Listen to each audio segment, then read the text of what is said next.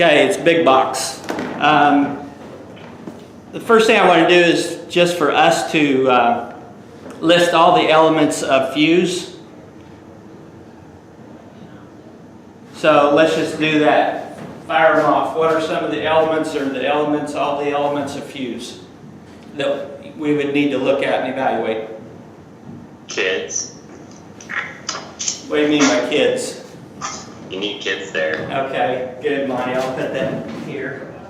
Good, good. Just making sure it's starting you off right, Sonny. Check in.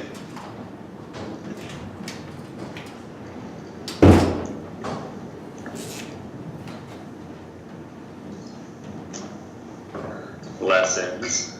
Check in. Okay, what's next?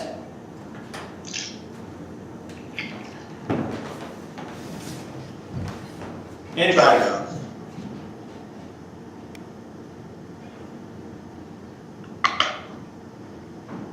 Leader meeting. Countdown. Okay, leader meeting. Environment. Meeting.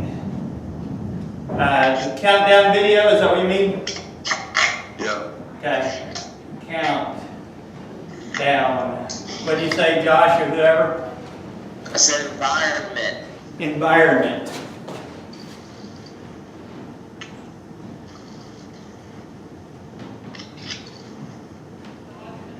Okay. What else? Need a lesson. Okay, the lesson time. Which, if you guys are doing the deep series, isn't that interesting? Monty, are you on the deep series? Yeah, we just wrapped it up this week. Yeah, those videos were kind of interesting, to say the least. Yeah, the kids, they laugh though. They, like when they start doing, I think that's more of a YouTuber type of feel, but they were still engaged with it. Good, So. good. I like the other format better, so hopefully they get back to that with this next series. Okay, what else? What other components? I mean, some people do worship, some people do games. You got small group time. Yep.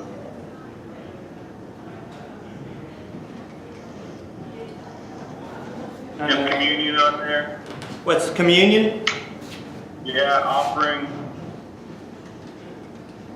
I can't see very well. Yeah, I know it. I can't either. What I think is walk-in, countdown, lesson worship, games, communion. What's up top? Environment, And what else? just a second. Leader meeting. Okay, Leader meeting, yeah. yep. Okay, this one seems a little bit bolder, so I will use it. You want to put offering on there too? Announcement. Yeah, very good. Offering, announcements.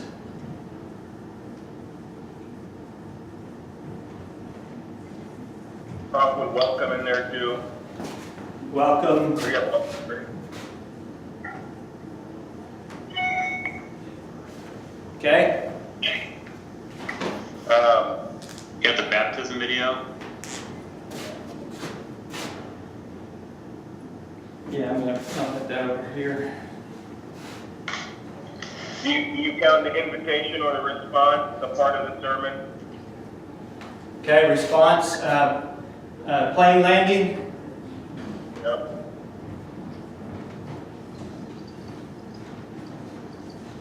Okay, Dismissal. very good.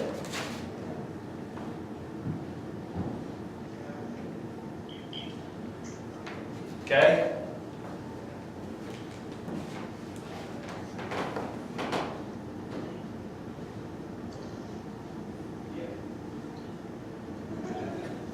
I've got a couple more. my difference makers.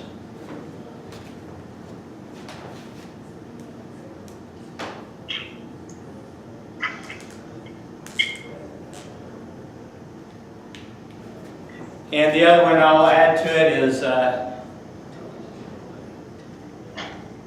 transitions from one component to another. Correcto?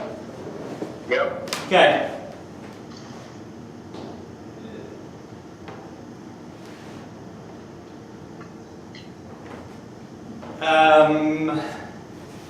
Anything else you want to add to that list? Anybody? Jason, you have anything to throw at it? Brett? Nope. Could probably put in, I don't know if you want to put like a bumper in there, German bumper or some, maybe that's sufficient. I don't know.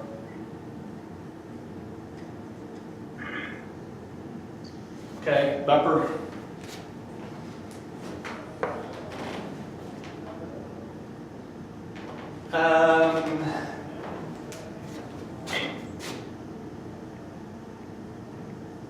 Front and back end worship. All right. Let's just talk about environment. What's environment? What would a great, fantastic, amazing, over-the-top environment look like? Let me preface that by, I think you guys have seen how the adults have stepped up their whole greeting and guests and their intentionality about that. They've taken that to another level, correcto? Something new, and maybe this is only at 48th Street, but the children's ministry, they've started playing a secular song. I believe this is, if I'm getting this right, Josh, you guys, 48th Street might be able to help me better with this. But playing a secular song when kids are coming in, is that music playing outside the building and the difference makers are dancing? Yup. Yeah, I think it's something that's happening at quite a few campuses with it's kind of a revamp of the host team. Yeah. So I think each campus has a little bit of control what they want to do, but we've been putting popular, secular songs that families and kids would recognize as soon as they got out of their car. Mm-hmm. And their goal is to be high energy, to be getting, families welcomed, all that stuff. How many campuses have speakers outside? I know Kirksville, I was there yesterday, you guys did. I know 48th. Anybody else? We have speakers. Yeah, that's true. But it plays the same thing that they're hearing in the auditorium. Okay. But we do have speakers outside the kids ministry, like in the hallways as kids are getting checked in. They can hear that secular music. Like this weekend they were playing I Can't Stop This Feeling. Mm-hmm. It was just pumping and kids are excited, but it wasn't in the parking lot. They had to make their way through at least the children's check-in. Okay. How our building is set up. Mm-hmm. Not like entering here and here's the kids check like 48. That's ideal. But they'd have to walk through the lobby and move through the doors before they get to Right. information. So all I'm pointing out is that the adults and the children's ministry have really been intentional, put their heads together, worked on that, and stepped it up. And I don't feel like we've probably done that so much in student ministry. Agreed? Yeah. So what, go ahead, somebody's getting ready to talk. No, I was just saying, yes, I can at least say that from Macomb, we haven't done that. So what I want to talk about today is what that great environment would look like. An amazing environment for a student to walk into. And that's what we want to head towards and start creating, make sure that it's across the board at all of our campuses. So fire away. What's it look like?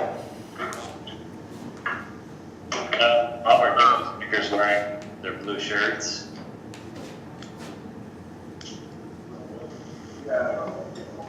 Okay, the difference makers are wearing blue shirts. What else? I probably would say having, like relevant music playing. I know Biscuit is a Spotify genius, like he does playlists all the time. So we could use sort of a playlist that our students would.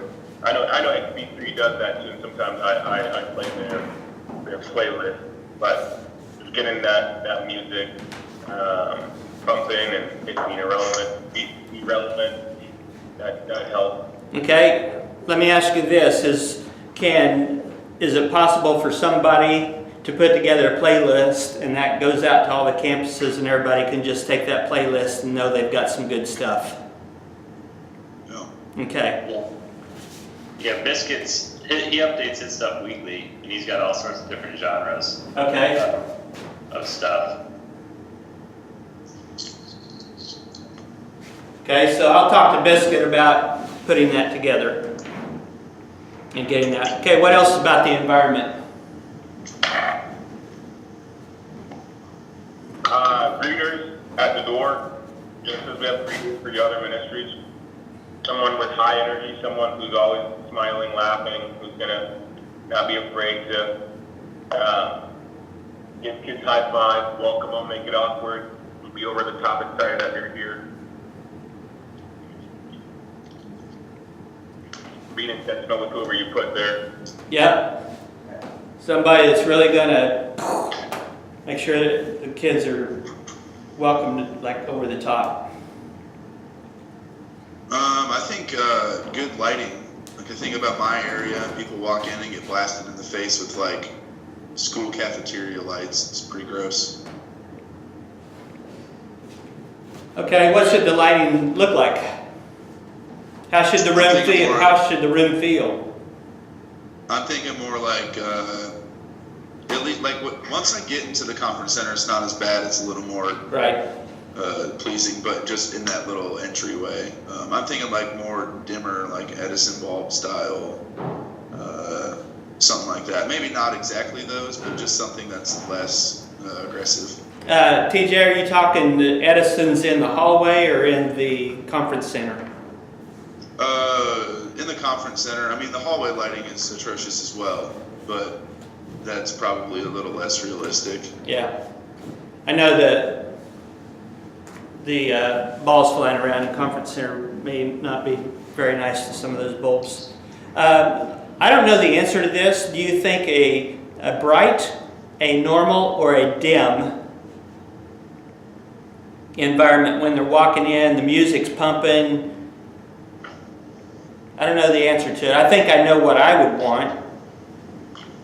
I think dim goes against trying to create energy. I just know what students.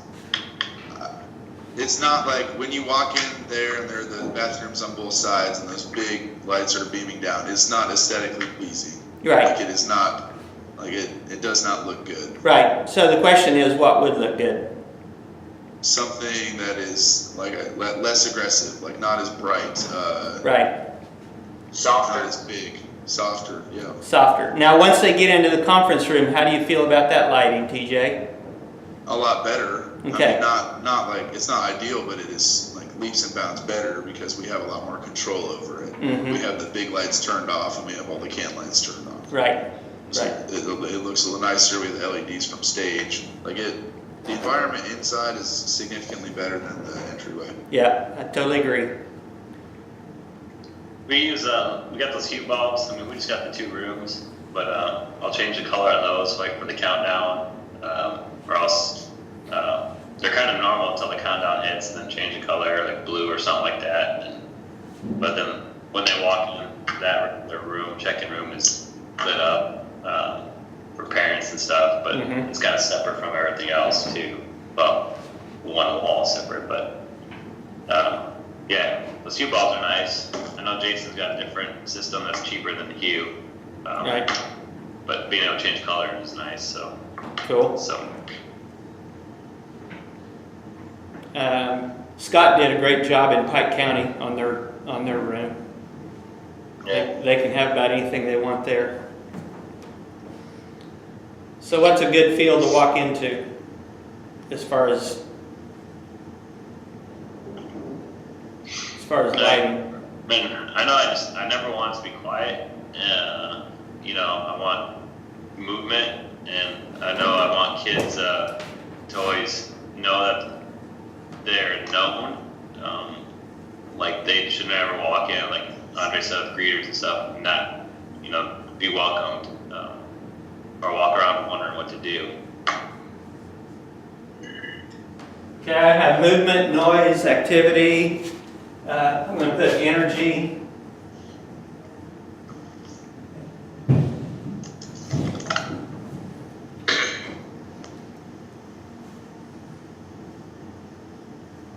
This is more dreaming, but do you think for eighth graders who have been confused for the last 3 years, as a part of, you know, them taking ownership of that ministry, could we have them be kind of like hosts, kind of like what we do with the VIP, with the goal behind that, where they take them through the church and they show them stuff.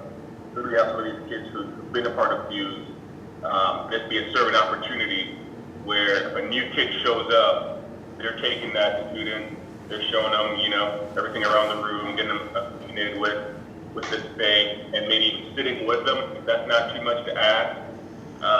Because chances are that new kid's not going to know anybody, or if they don't, you know anybody, they'll sit with them. If they do, they'll point them to somebody that they do know in their class or in their school or whatever. I'm just thinking, how can we make that first time experience awesome and not, you know, I didn't meet anybody. I don't want to come back here. Nobody talked to me. Mm-hmm. If they meet a friend, what if they met a friend the first time they came to Fuse, and that was a trusted eighth grader who knew this was my role and how I can give back to this ministry. I'm going to transition out is how I take ownership of Fuse. It's more a dream. I don't know if that's something we could put together, but It's something, yeah, it's something that it's a play that I would probably run, I would say, if I was doing ministry. But I would take them aside for a good hour or two and make it really clear and make sure they're well trained and all that good stuff. So, yeah. They need to be able to get their own time to get there, you know, a significant amount of time prior to the service starting. Yeah, yep. So, and also, Andre, there's some high school students that could, you know, probably shine at doing that as well. If some of you have some high school students and not sure how to use them or where, that's something that they could do.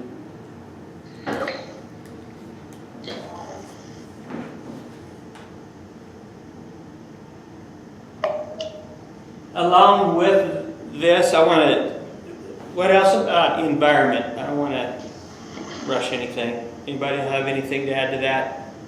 I think there has to be pockets. What I mean by that is not everyone wants to play 9 square. Right. And that's a big pull for a lot of my kids, but it's not a big pull for some of my kids. And so I know, like, for like when kids show up, it's kind of hard to have something else available for them, but I think having places where other kids feel like they can hang out as well. Because the thing about 9 Square and why I think it's such a hit for junior high students is it takes away the awkwardness of sitting down and not doing anything, right? True. Like, I'm just going to do what everyone else is doing. I'm going to get in this line. I'm going to play. And some kids, even if they don't want to play because it means that they don't have to be uncomfortable because they're doing what everyone else is doing. Mm-hmm, mm-hmm. So for the kids that don't want to do that, giving them something to do, I think would be great. I don't know what that is. Yeah. I know, TJ, you've got a gal that's a small group leader, and all of her small group kids, they just clump up around her, and that's good and healthy. Some sat in the chairs, you know, kind of not knowing what to do, and others are 9 Square. So, yeah, pockets, and I know TJ and probably several others have experimented with how to create some of those pockets and what's working and what's not working. So maybe some of you might have something that works great. I know in Macomb, you don't have games going before like 9 square or anything. Your room's probably not big enough for that, right, Andre? We have 4 square. We have 4 square in the air. Oh, that's true. Yeah, I do remember that. 4 square in the air. But it seems like there's just a lot of pockets of people standing and talking and setting in those. They got some things from like a Wendy's or Hardee's, the benches and tables. Right. Yeah, we got from a restaurant. But what DJ's saying, I got him thinking about that for some of my girls. Usually I'm on the girls who are just sitting down, not doing anything. Yeah. And I have no clue. I asked other high school girls, what is something that a middle school girl would like to do? So we can set this up in this corner right here. I can't do slide because that's not, that's out. That's no longer a thing for my students. But what could we do that those girls would enjoy? Now, I will tell you that this thought I've had in my head for months. I can't do everything. I'm waiting to probably get a developer, serving with me to try and execute it, see if we can carry it on. But one thing I've been wanting to do is at 10:30, right after we get done with our tech meeting and all that good stuff, and kids are really starting coming in, I want to have a group type game on stage, someone hosting a game. I know XP3 gives out tons of games. Like every week, there's a different game that they have. Plus, with download youth ministry, there's more options. But I have like a host, someone up on stage, creating some sort of atmosphere, getting those kids who are sitting down and want to participate, get them involved in a stage type game. Because we never get to play games based on our ordered service. We're always doing worship, sermon worship, that kind of stuff. But would that help create an environment that we're looking for middle school students? I wanted to do that. I just haven't had the personnel to do that. But I want to experiment with that, what it could look like. So at the same time, when 9 or 4 squares going on and something happening from stage, there's just lots going on. The first thing that jumped in my head with all of that, there are some campuses where students will just sit down in the chairs and not interact with anybody. Macomb, I feel like everybody's interacting with each other, and that builds community, and that's good and healthy. Playing the game gets them where they're not interacting with each other, but it's still, I'm all about it because it builds community, just students having fun together. So that's probably a really good idea. I don't know there's a certain point where it becomes chaos. Because you got the music jamming, and you can't play the game with music jamming, and so it'll be softer. It'd be softer music, maybe more background music, and someone talking over that, and you still that atmosphere just won't be pumping. But I want to try. I want to see what it could look like. That'd be a good experiment. I could see music pumping when kids are coming in, and then you get ready to play this game. This game's going to be a quick energy, 2-minute, 3-minute game. Music comes down, and that's all hype up there, and 4 squares going on. Yeah. That's what I'm thinking. So the thing is to look in your, when students are coming in, is there something for them to do? Are they doing it? What's your life? Experimenting around. And I don't know if we need to come together because our environments are so different in what we can do.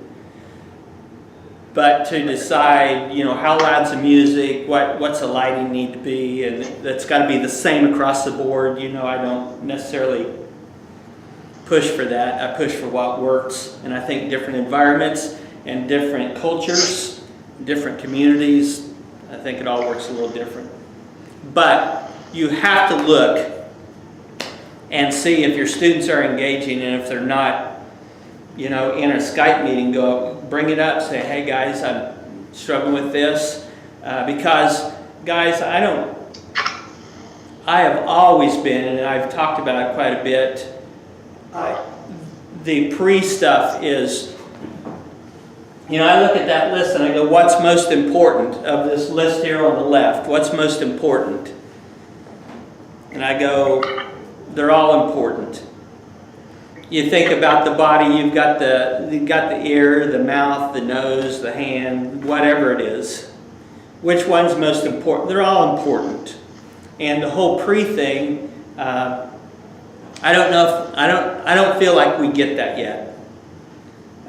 In some places we don't get that strong enough. So I want to make sure that we think about that. And the cool thing about this list right here, on a Monday morning, you know what I'm doing? I'm sitting down looking at this list, which maybe I ought to get a list printed, and I'm rating everything 1 to 10. How was that this weekend? How was that this weekend? Were the kids engaged beforehand? How are my difference makers doing? Right. So, difference makers, and there's one other component to difference makers I want to put up here. And we're going to shift gears and go to that because this is a big part of the pre, is difference makers and you. What in the pre, what do I want and expect of my difference makers, and are they doing it? And if they're not, am I letting it slide, or am I doing what I can to make sure that they are doing what they're supposed to do? So what do we want a difference maker to be doing? They're off their phones, engaging with the students. Okay, DM. No phone.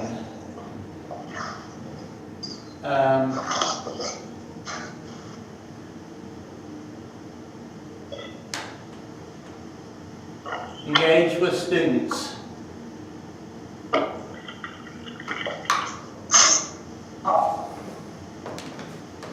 Okay, we want to create this energetic atmosphere, and we want students to feel comfortable, involved, whatever. So difference makers need to,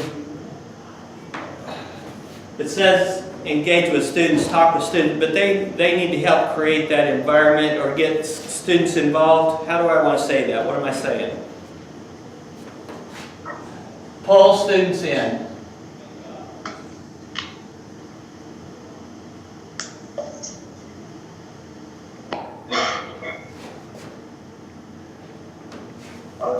If they're sitting off to the side, invite them to come and do whatever.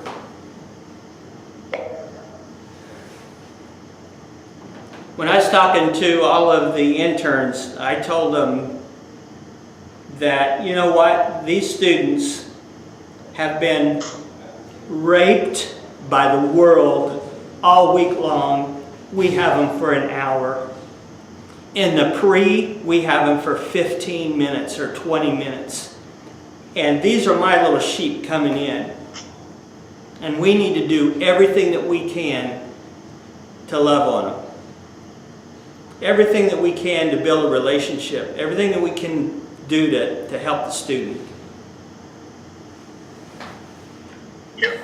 So I want if we want energy, I want my people bringing energy.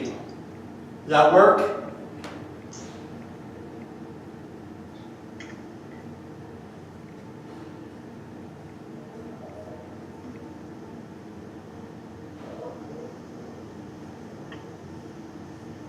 Anybody be able to read that one? I can't see what you have under energy. Yeah, I know. Yeah, I can see Does it. it say dad talk? Now it says don't talk to each other. Oh, This is a big struggle, and I see it all the time. I see it all the time. I see adults clumped up talking to each other. And that is one where I just cannot hardly handle myself. Because if they're talking to each other, guess what they're not doing? And all we're asking is 15 minutes or 20. I don't put it to them that way. I explain to them how important your job is. Here's what the job needs to look like, and this is what we expect. And when we see them clump up, you know, it's something that I unconsciously will do sometimes, and I have to stop myself. So it's something we all struggle with, but that just can't happen. I agree. So they need to be energy, they need to pull kids in, they need to be giving them high fives.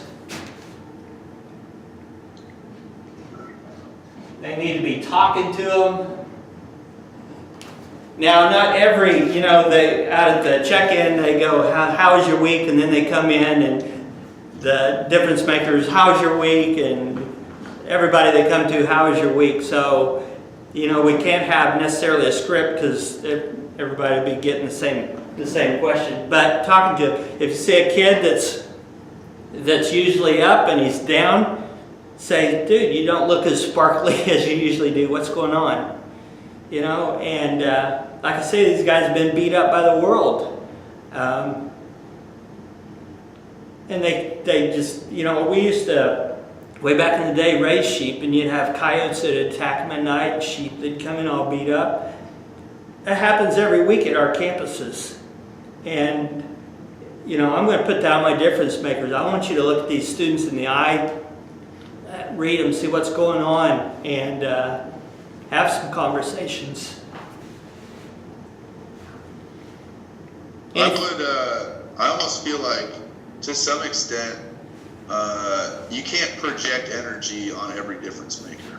What I'm saying by that is I have some difference makers Sure. that do a great job, particularly with girls who aren't like me, who aren't going to be, you know, running around yelling at kids, you know, super Right. hype. And those difference makers are some of my best ones. And the Yep. girls love hanging out with them. Like, I think of Courtney Watson. Like, she's you know, my best difference maker by far, and she's not, like, she would never, like, be a hype person. You know what I'm Right. saying? Like, that's just not her. And that So other I think that gal that does the we do small have- groups, what's her name? Which one? The other gal that does small groups that they always huddle around her. Lindsay Hall? Yeah, Lindsay, she wouldn't be that either. So that's a Right. good thing So in the I body, just- we're I just all think wired it's different. Careful to pick I mean, not everyone's going to be that person. Right. And I think that if you have a difference maker that would rather sit down and have a conversation with someone than run around and give people high fives, then that's okay. Yes, 100%. 100%. Very good.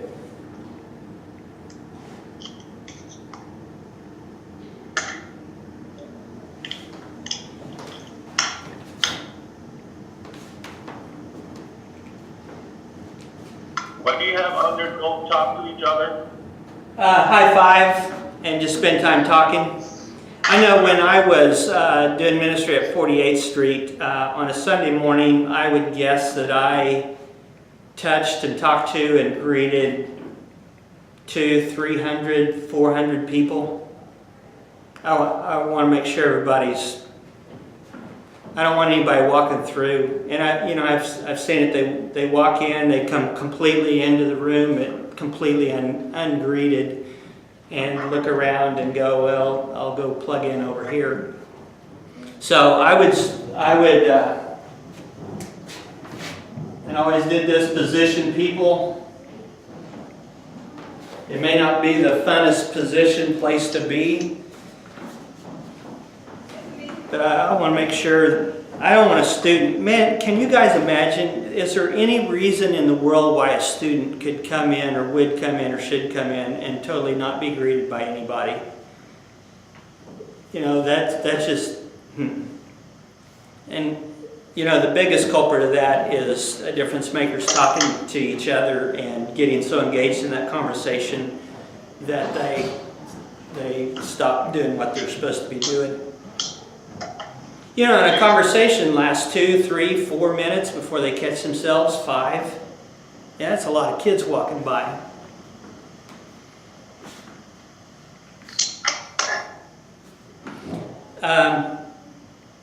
TJ, like for you, I know your worship band, great band and all that, and they probably come out of the meeting and a lot of times will go stand back by the sound booth. Right. Here's what I paint for everybody. For the person that's checking in people, what's their job?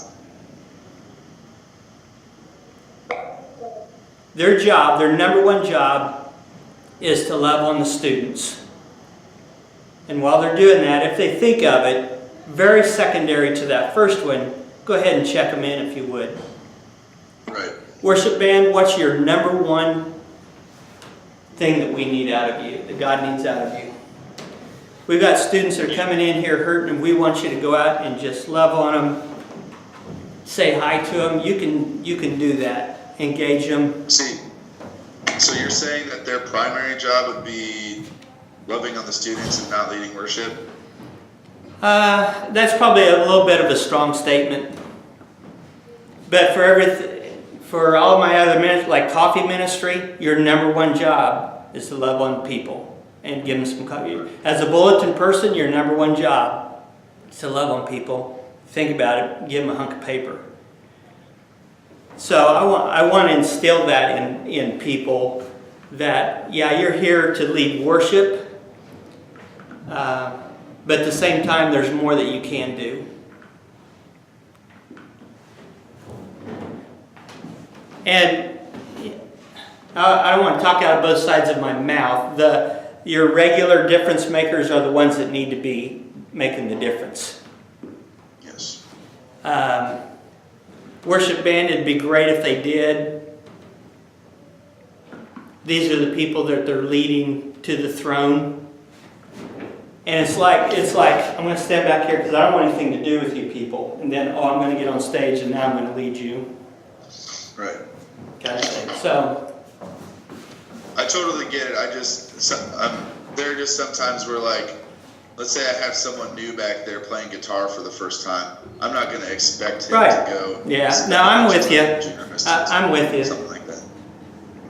But I totally get what you're saying. To Right. where it is like the best of both worlds. If you have people that are in your band that also happen to be passionate about hanging out with junior high students, and they have the skill set to do so. Yep. I think that's something that, like, we might, like, not everyone can do that. You know? That's 100%. Like, Not everybody's you have supposed to do have the skill that. set to be able to go up to an awkward junior high student and carry on a conversation. Right. Totally get that. Some are, some aren't. Totally understand that. Some of that can be taught, and some of it maybe. I mean, there's some social things that you just aren't able to teach people. Yeah, you could take an awkward guitar player and try to make him talk to an awkward junior higher, and it would be very awkward. So, but you're hearing what I'm saying, and I'm hearing what you're saying. Yeah. 100%. Totally, 100%. So, on Monday morning, I'm going to look at my difference makers. Did they all do what they were supposed to do? Were they boom? And if not, in my next week's meeting, I can address that in a very positive way. I don't have to bring up, hey, this is what, unless you need to bring it up. This is what I saw last week, and I just feel like we need to get back to X, Y, and Z. But you can just take care of that from a very positive end, just saying, guys, we've got some junior hires that are coming in, and God's counting on you for 15 minutes to do everything that you can to help those students have the experience of a lifetime. Short of making out.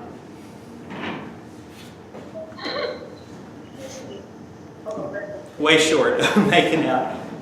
Okay, let's put this one up here. That says you. In those 15 minutes, what's it look like for the youth guy?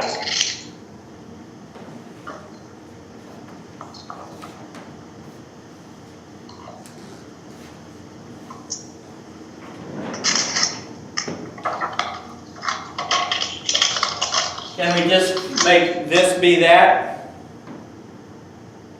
What's up? Engage students, pull students in, bring energy, high five, talk, get around to the students. My priority is new kids. If Yeah. I'm talking to me. Yeah, priority kids.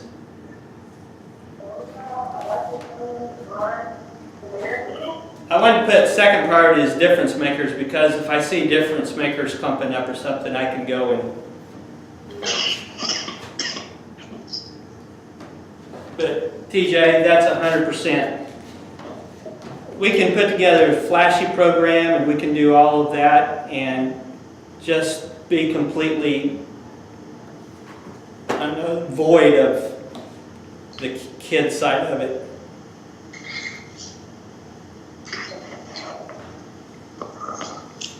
Where we focus on the program, and not so much the kids. If I want a kid to come back and he's there for the first time, I don't want to, I mean, I have a lot of difference makers that do a good job. I want to make sure that I'm the one responsible for having those kind of conversations and making sure that they feel welcome and loved. I have difference makers that could do it, but I don't want to gamble with if the right one is talking to them. I definitely,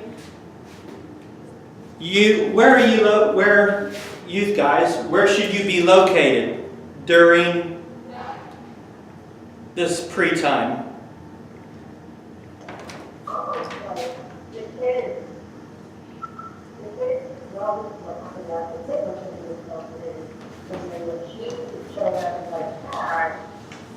Is that Queen Kate, Josh? You can hear that? Yeah. Mm-hmm. It's through and off this wall. Wow. So I've got down here Just hear the. for you guys you're about the kids, period. You shouldn't have to worry about your difference makers.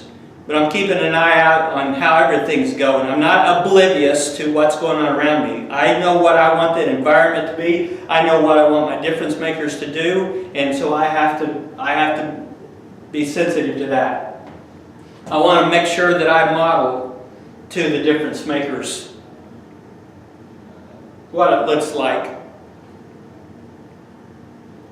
And this one right here, we can talk about it, but where should you be in this 15 minutes before? And I just put in the room. In the room with the kids, engaging, not outside of the room, in the room with the kids. Does that sound good, bad, right, or wrong? Other thoughts?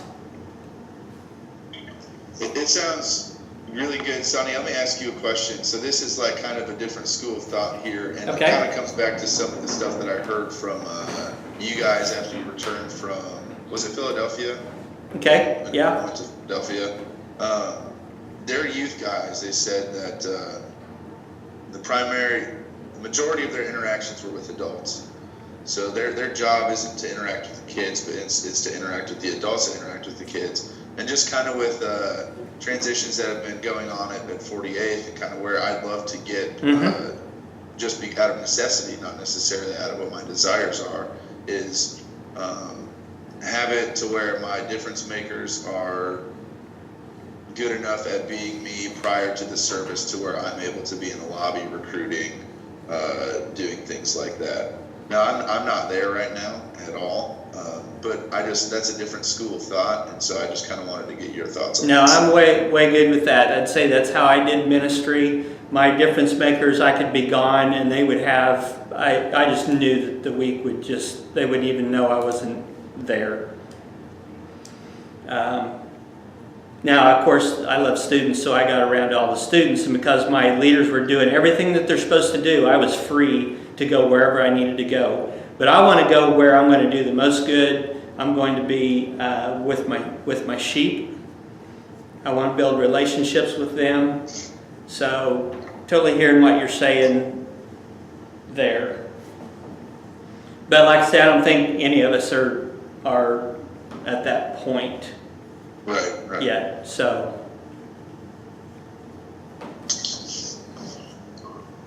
in the room where the sheep are, because there are some outlying kids.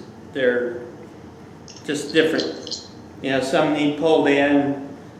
I see a girl sitting on a couch with her phone by herself. and that's not fine. So I want to do everything that I can. I want to get my volunteers firing on all cylinders in this pre-time. And I don't necessarily, I don't sell it as, we just need you for 15 minutes. Just is never a word that you want to use when you're talking to people. I would frame it, we've got 15 minutes, not long, to do an incredible work. And we just need to make sure that we're focused and you do everything. When you put it this way, you do everything you can to make sure that student, every student that you come in contact, you do everything you can to make sure that every student has an incredible experience here today. And that gives them license to do a lot of things. It's not like you need to do this, this, this. No, you just do this, and it might look different because students are different. My difference makers are wired different. So, and maybe it's sharing some win stories in the pre-meeting time of conversations that, you know, this is something that happened last week, and I noticed one of my difference makers, Charlie, and had another conversation with that person, and blah, blah, blah, and it was good work. That's what we need. Okay? So part of the pre is what time does the pre start? And I'm fine with 15 minutes before the program. 20 minutes is good. 15 is acceptable. Anything shorter than that. So in that 15 minutes, let me ask you, does that 15 minutes sound, I know there are some different wrinkles like on Thursday night, but I think I've got some ways to help with those wrinkles. But 15-minute pre sounds acceptable. It's not too long, not too short, right? Anybody want to push back? Thoughts? You're saying pre-starts as in like leader meeting's done and everyone... Yeah, everything's done. Everything's done. You shouldn't be touching base with anybody, shouldn't be doing anything, but right here my focus is on the kids. Like I say, it can be all about the program. I'm over here doing this, getting this ready, this ready, this ready, and ignoring the kids. But in the pre-meeting, I know Thursday night things are tight, but I think I've got some ideas. Some things that I did that I think will work. So that 15 minutes needs to be clean. I'm ready to rock and roll. So part of the pre is the pre of the pre, which is the meeting. So here's some things I want to throw out. Thursday night things are tight. Here's what I did. I met with one person that could take care of the tech, all the tech components. We didn't have worship, so it could be tech and worship. And I met with them an hour and a half before Impact actually started. And I spent 30 minutes with them. We had a very complex tech sheet. So it took a while, and we would run through the thing with them. And then I turned it over to them, and they would meet with everybody that had anything to do with that Wednesday night event, while I was upstairs meeting with my difference makers, my volunteers. So a thought I have is, not everybody in that meeting needs to know about the tech stuff. They're not involved in that. They're there as small group leaders. So let's, a couple of things. We could pull everybody together. We could have a quick prayer time and a challenge to my volunteers and turn them out to go love on kids, while I, as a youth guy, met with the tech team. But like I say, what I would do is have somebody else that would meet with the tech team. So I pull everybody together and get them focused, ready for the night, and then myself and the others, we go out and we start loving on kids while my tech person takes care of the tech for that evening. If things are tight, that's how I'm going to do it. It may be a staff person, it may be an intern. It may be somebody I meet with on Tuesday, or it doesn't. Maybe I meet with them on Sunday. I don't know what it looks like, but anyway, I think the thing about everybody needing to know tech, we don't need that, right? Nod your head. Not everybody needs to know that. So we can shake people loose to go out and start loving on kids. While you have a quick tech meeting, if your volunteers are doing what they're supposed to do, you could probably still do that, but you still would need to be done with that by 15 minutes before the program, even on Thursday night. Any thoughts? I know Thursday night's a little tough, Sunday's a lot easier. Andre, what time do you start your meeting? 10:15. 10:15, and they're done at 10:20, 10:30. Yep. Tech meeting is usually done by 10:20, and then I talk to the small group leaders and do a huddle up, tell them, motivate them, tell them what I'm looking for. So, but for me, it's good to have. Sometimes it's good to have both groups together in that meeting, because I don't have anybody right now that I trust to go through just the tech stuff with the volunteers and the worship people. And there's sometimes some of my small group leaders are involved in something on stage that they all need to hear what I'm communicating. All need to hear one message. So that's but I don't have a problem with ending on time. Like it's Sunday mornings work for what I'm trying to communicate. But Thursdays would be rough. Andre, yeah, if I'm you just thinking about what you just said, I would probably reverse those and have my small group powwow first, so that I can turn all those people loose for a huge chunk of time to love on kids while you're having the tech meeting. Yeah, it's a great idea. And if some of those need to stick around for the tech meeting, I would let those stick around. I'd have their names or tell them, hey, if you're not involved in X, Y, and Z today, please go love on our kids while I take care of this, and I'll be out and grab them later. Yeah. Do you guys have your check-in people at your leader meetings, or do you have that separate? For me? Yeah, anyone really? Andre, go ahead.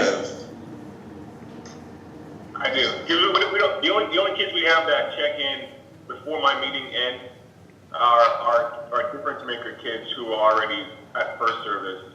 Otherwise, because they're there like 10:15, like right off the bat, they're already there for first service, maybe serving or attending with their family, and now they're sticking it up to their family. You know, their parents are serving, or there's slight fees, so they're gonna have their friends pick them up afterwards. But that's the only group that we have coming in that early. Cool. Here's where I would fall on that. I would rather the outgoing, incredible, love every kid that comes through check-in person stays out there. Now, if you have a student or two that understands what they're supposed to do, I'd be real hesitant to even open this door. Let that student do it, because I don't know if I've seen a student do it correct. Not like an adult, your best adult out there for that position. Although that adult can mentor that student right beside him and say, okay, I'm going to let you get this next one, and we can mentor those people up. If your person does come in for the meeting, I would make it the short part of the meeting, pray with them, get them focused, send them out.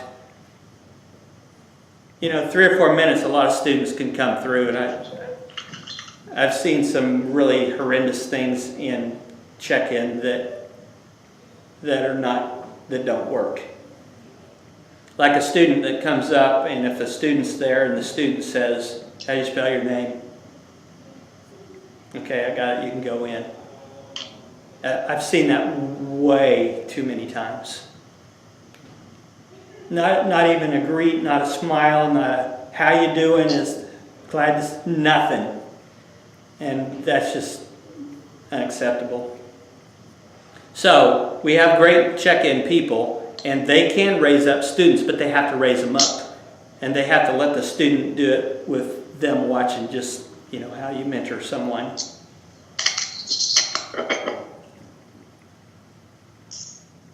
I've got a feeling like that I could probably use. What's that, Andre? I've got a student that I could probably use in that position. That's going to be there early. You know, he does the announcements at the basketball and volleyball games with junior high. Like he's friendly. Everybody knows him. He just got that kind of host, MC kind of vibe where he's always in front of kids, and he's just kind of a great way to act like he's an adult, like he just carries himself in a way that you want to be around him. Yep. So that's someone that I could probably do because he's always there. Now, but once you said, I'm like, boom, justice. Yeah, there are high school students or probably middle grade students that can do it as well. But you know the personality that it takes to do that, and that's the kind of person that you'd want to put in there. Now, I did the worship team at 48th. They were out at the entrance last time I was there, possibly greeting students as they came in. The only thing I'd do different is they were sitting in a chair. I'd get rid of the chairs. So like the check-in person, I saw them one time going in to get a high pub table chair so they could sit, and I go, no, we don't need to sit. Let's stand up and... Andre, do you schedule your check-in on Planning Center as well? Or is that just someone that comes in and... No, so it's one of my small group leaders that does check-in. My check-in is in the room. Okay. So you have to come into the room to get checked in. It's the laptop or from somebody else on staff. I don't have my stuff. But yeah, usually one of my volunteers, I'll say, hey, you're on check-in duty this morning, and you are definitely going to be on like front door greeter, and you're going to stay there until 5 minutes after the service begins. Stuff like that. But I'll try to communicate. Yeah, It's a small group leader that does it. Yeah, just make sure they know that their number one job is to greet and love on students. I couldn't care less if a student got checked in. I'd rather them be greeted and not checked in than checked in and not greeted. Greeting and loving on the students is way more important. So they got to understand that.